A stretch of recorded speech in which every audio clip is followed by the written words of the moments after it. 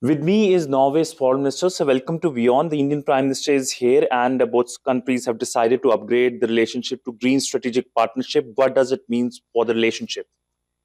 Uh, we already have an excellent relationship politically, economically between Norway and India. We recognize the importance of India and its ever-growing importance, very close to becoming the third largest economy in the world, but also a very innovative economy in the IT sector, in artificial intelligence, but also in many other industries.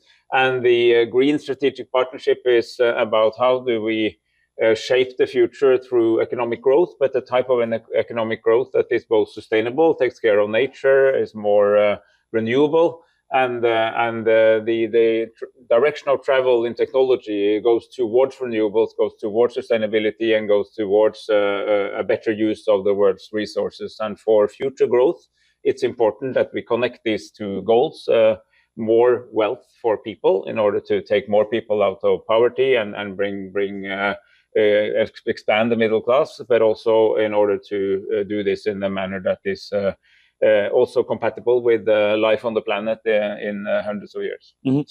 Energy has been another key element.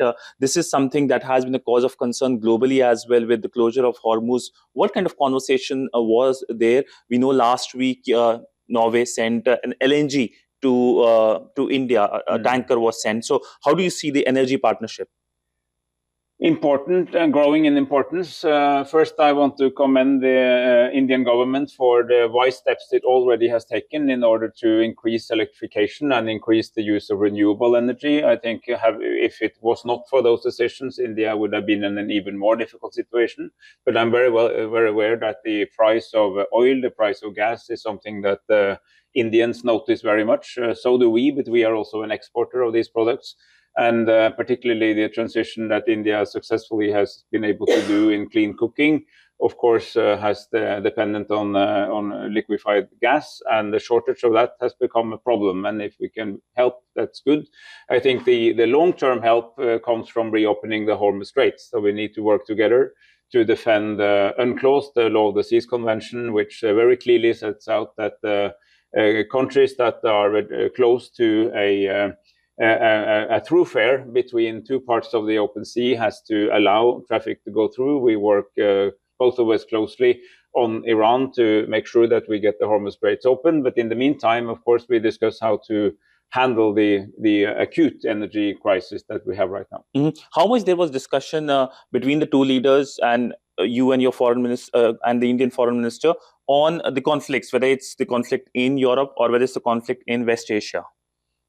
So indeed, we discussed both of these conflicts. Of course, here in Europe, the war in Ukraine is very important, not only because we stand in solidarity with brave fighting Ukrainian people, but also because Russia has violated the most important principle in international law, which is that countries should respect its other sovereignty. So that's violating rule number one. And we have to stand up against that because we don't want to live in a world where that kind of practice is condoned. That's not good for Norway, not good for India, not good for any other country that believes in rule of law. But we also, of course, discussed the situation around Iran, the need to come to a peace agreement, how we maybe can be helpful. We are in close contact with both the US, with Iran, with Pakistan as the lead mediator, with Oman.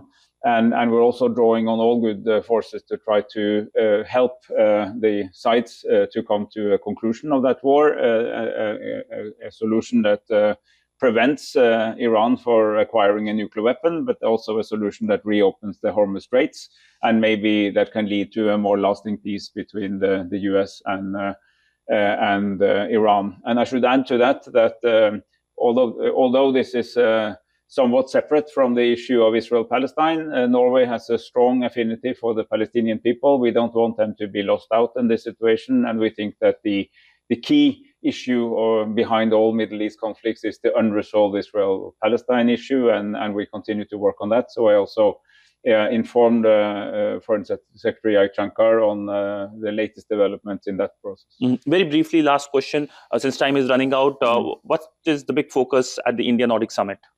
It's, the Nordic community is tightly knit. We are economically advanced societies. We are close culturally, politically, socially, and we believe that as relatively small countries, but with advanced economies, it's meaningful to have this conversation with India, the largest country on the planet, population-wise, and a very important economy, and that we have many things to share in that partnership between the five Nordics on the one hand and India on the other side. So I very much look forward to the Nordic India Summit today.